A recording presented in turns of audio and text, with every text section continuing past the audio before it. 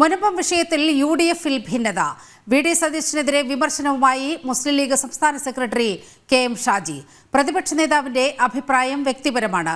ഇതിൽ മുസ്ലിം ലീഗിന് യോജിപ്പില്ല. മുനമ്പത്തേത് വഖഫ് ഭൂമി തന്നെയാണ്.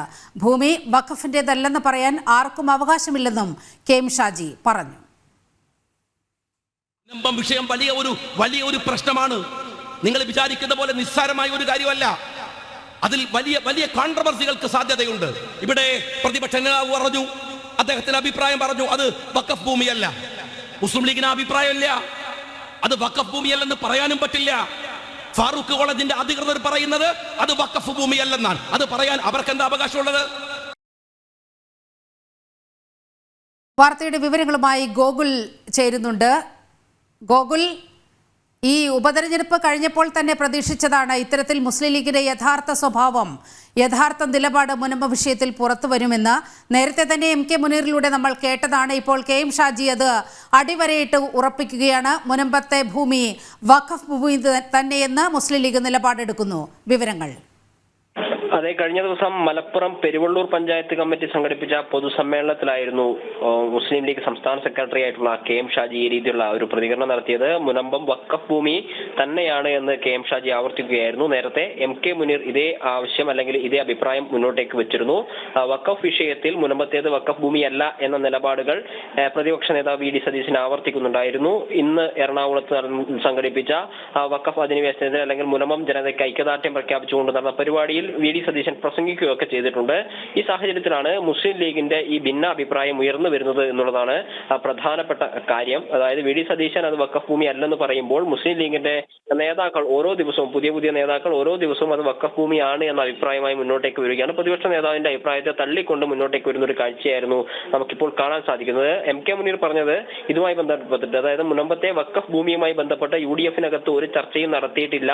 അത് പ്രതിപക്ഷ നേതാവിന്റെ അദ്ദേഹത്തിന്റെ വ്യക്തിപരമായ അഭിപ്രായമാണ് എന്നാണ് പറയുന്നത്. പക്ഷേ KM ഷാജി കുറച്ചുകൂടി കടന്നാക്രമിക്കുന്നു. അത് വഖഫ് ഭൂമി അല്ലെന്ന് പറയാൻ ആർക്കും അധികാരമില്ല എന്ന് ലീഗ് നേതാവായിട്ടുള്ള KM ഷാജി ആവർത്തിക്കുന്നുണ്ട്.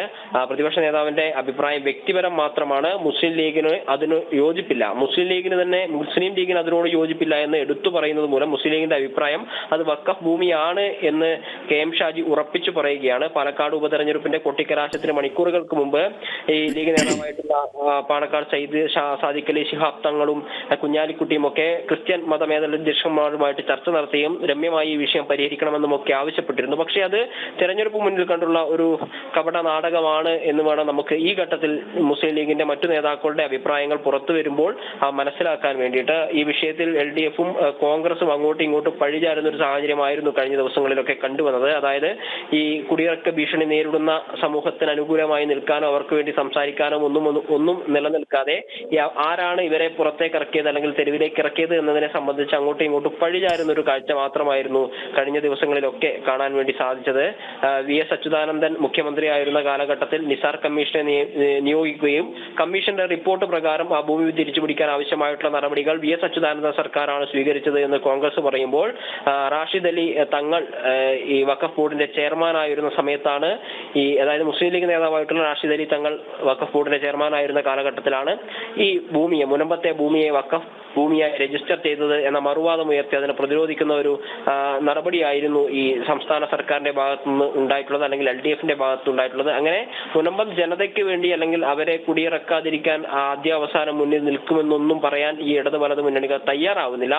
ഈ രീതിയിൽ മുന്നോട്ടേക്ക് പോകുമ്പോഴാണ് UDF-ൽ ഒരു ഭിന്നത രൂപപ്പെടുത്തിക്കൊണ്ട് മുസ്ലിം ലീഗിന്റെ മുതിർന്ന ഓരോരോ നേതാക്കൾ ഓരോ ദിവസവും മുന്നോട്ടേക്ക് വന്നുകൊണ്ടിരിക്കുന്നത്. ഈ വിഷയത്തിൽ പ്രതിപക്ഷ നേതാവ് ഇതേ സമീപനമാണ് സ്വീകരിക്കുന്നത് എങ്കിൽ അത് വരുന്ന ദിവസങ്ങളിൽ UDF-നകത്ത് മുന്നണിക്കകത്ത് തലവേദനയാവാനുള്ള ഒരു സാധ്യതയുണ്ട് എന്ന് തന്നെയാണ് നമുക്ക് മനസ്സിലാക്കാൻ സാധിക്കുന്നത്. നീലിമ, അതായത് ഗോകുൽ, ഈ മുനീറിന്റെ പ്രസ്താവനയോടെ തന്നെ UDF-ൽ ഇതിലുള്ള ഒരു ഭിന്നത മറനീക്കി പുറത്തു വന്നിരുന്നു. V.D. സതീശൻ അദ്ദേഹത്തിന്റെ ജില്ലയിൽപ്പെടുന്ന അദ്ദേഹത്തിന്റെ താമസ സ്ഥലം ഉൾപ്പെടുന്ന ഒരു പ്രദേശം കൂടിയാണ് ഈ മുനമ്പം എന്ന് പറയുന്നത്.